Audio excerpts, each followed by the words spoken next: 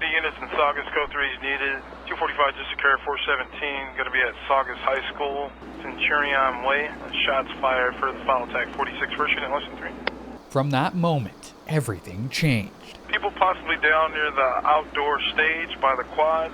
Minutes before, a Saugus High student opened fire on his peers and then turned the gun on himself. Multiple shots fired, possibly people down. Bang, bang, bang. I heard 3 more shots after, and it didn't really, I didn't recognize it. I was like, oh my gosh, there's someone outside shooting. So I just kind of yelled at my teacher. I was like, we need to lock the doors right now, and we locked the doors as soon as we could. Here within 30 seconds, I'm going in. 66 David, going 97. Law enforcement personnel dropping off their children were first on scene. They rushed into the school. One of the 3 was local detective Daniel Finn. He had just dropped off a family member at the school and was driving away from the school along the perimeter when he saw all the children running away from the sound of the gunfire. And he turned around and became the very first person on scene. He was accompanied by Officer Sean Yanez from Inglewood Police Department, and then Officer Gus Ramirez from LAPD.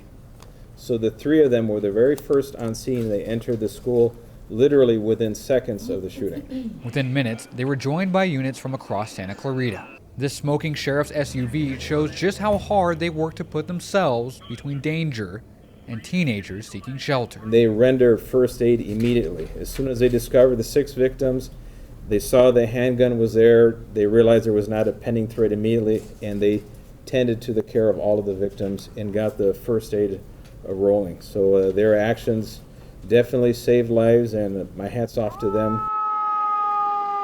I have 1 down inside the office, and I need paramedics escorted into me right now.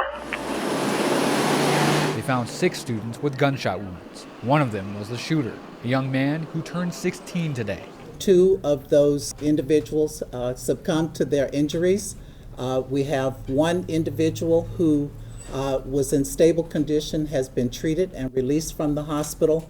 And we have 1 individual who is still under our care and is in critical condition at this time. After nearly an hour, students emerged from their campus, escorted by law enforcement, armed with high-powered rifles.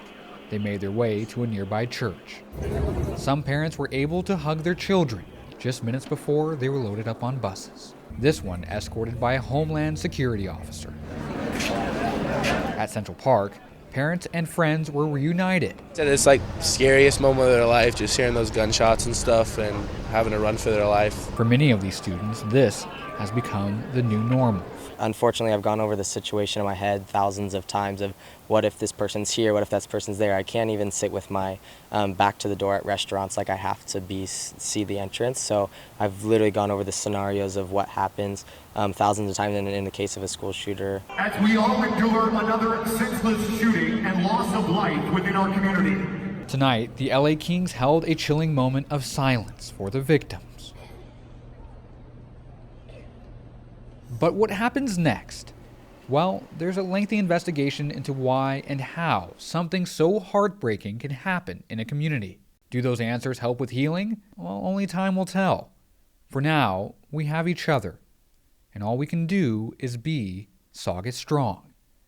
Reporting in heartbroken Santa Clarita, I'm Austin Dave.